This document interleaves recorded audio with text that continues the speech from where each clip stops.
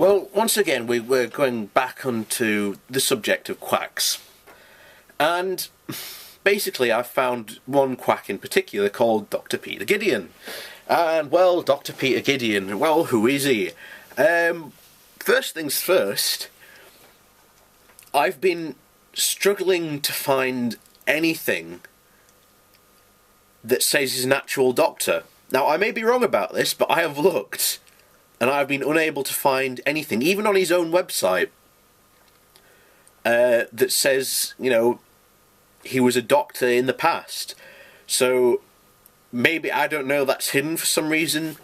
I don't know, but I also suspect that he's not what he says, well, that his area of expertise had nothing to do with cancer. Because, surprise, surprise, one of his biggest bullshit claims is that chemotherapy 97% of the time is ineffective. Now, I'm going to leave a link down below to a paper that basically explains to you in black and white why this is wrong.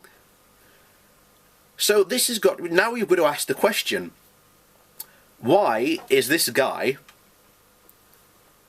misrepresenting the facts and figures and stuff that the paper is actually saying and twisting it to say chemotherapy is only 97% effective? Well, sorry, 97% of the time it doesn't work, is what he's saying. Of course, on his website, it's a massive paywall. No surprise there. Of course, he will, you know, if you want him to come and talk, it will cost you. If you want to buy his book, it'll cost you. Nothing is free. If you want a consultation from him, it'll cost you. And again, like most other so-called doctors, he has what I like to call the persecution complex that all conspiracy theories share, that in some way or other, something is after them, not wanting them to tell the truth. And in the alternative medicine conspiracy, that malevolent force is the FDA.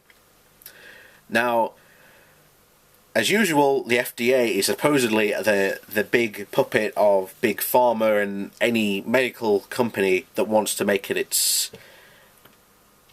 casual lay.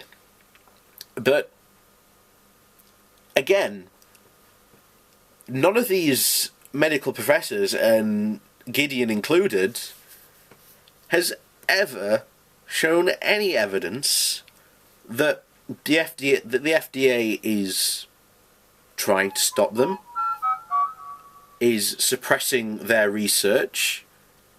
Here's the thing, supposedly Mr. Gideon has been doing this for about 2 years, so surely by now he should have some papers to show, or some research that maybe he wants to publish and get peer reviewed. But oh no, can't do that. You know, the FDA, the FDA will suppress it.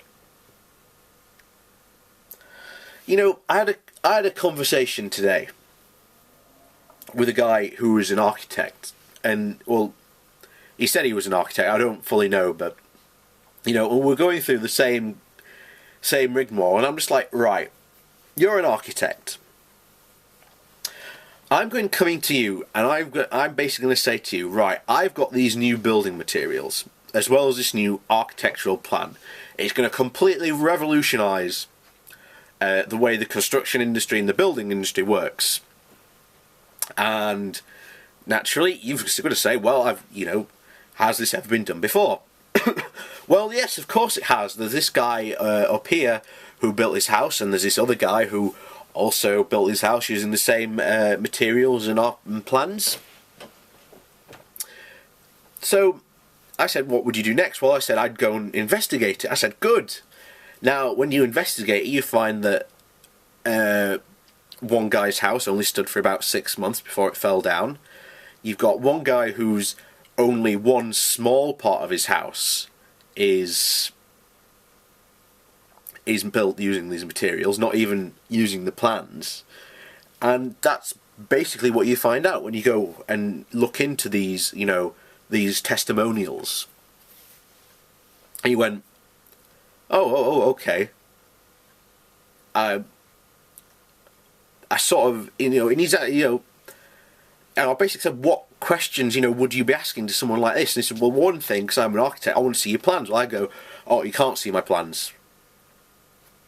Why? Oh, the American Building Inspectors Association is trying to suppress the knowledge, because if these plans get out, then it means they'll lose massive money on concrete, because these plans, you know, building materials don't involve concrete, because, you know, like, you know, and basically I sort of turned the tables on him, and he went,